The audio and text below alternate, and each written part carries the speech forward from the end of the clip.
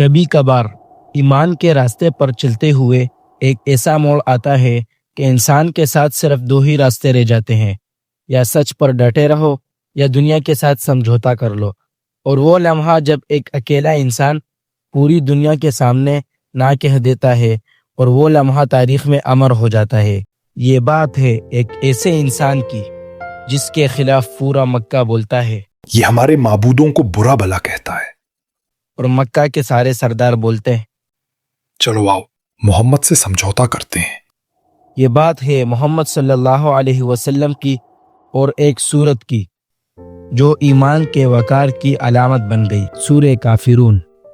زمانہ وہ تھا جب مکہ میں حضور صلی اللہ علیہ وسلم دین کی دعوت دے رہے تھے اور اس دعوت سے لوگوں کے دل بدل رہے تھے، اور اسی منظر کو مکہ کے لوگ اور قریش کے بڑے بڑے سردار دیکھ کر گھبرا گئے تھے۔ ان کے بت، ان کی برتری سب خطرے میں پڑنے لگا تھا۔ سردار، اب ہمارے بتوں کی عبادت کون کرے گا؟ سب لوگ تو محمد کی دین کو اپنا رہے ہیں، اب ہم کیا کریں گے؟ اور سب کشمکش میں پڑ گئے۔ ایک دن وہ سارے سردار ولید بن مغیرہ، عاص بن وائل، ابو جہل آپ کے پاس آئے اور کہا، آؤ ایک معاہدہ کرتے ہیں، ایک سال تم ہمارے معبودوں کی عبادت کرو اور ایک سال ہم آپ کے رب کی عبادت کریں گے۔ سب خوش، سب راضی۔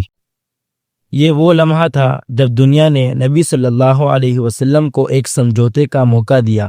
اقتدار بھی مل سکتا تھا، مال بھی، امن بھی، بس صرف ایک بات پر ہاں کہنا تھا۔ لیکن ایمان کبھی سمجھوتا نہیں کرتا۔ اسی وقت آسمانوں سے ایک ایسی آواز اتری جس نے ہمیشہ کے لیے حق اور باطل کے درمیان لکیر کھینچ دی۔ قل یا ایھا الکافرون، اے نبی اعلان کر دو صاف اور کھلے لفظوں میں، یہ خطاب نرم نہیں کہ یہ کوئی جھگڑا بھی نہیں، بلکہ یہ ایمان کا اعلان آزادی ہے۔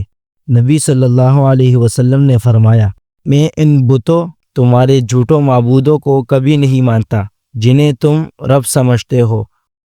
اور پھر کہا، حق اور باطل کبھی ساتھ نہیں چل سکتا، چاہے تم مجھے شہر بدر کر دو، مجھے تنہا کر دو، چاہے تم پوری دنیا میرے خلاف کر دو، میں صرف اللہ کا بندہ ہوں، اور یہی ایمان کی اصل طاقت ہے۔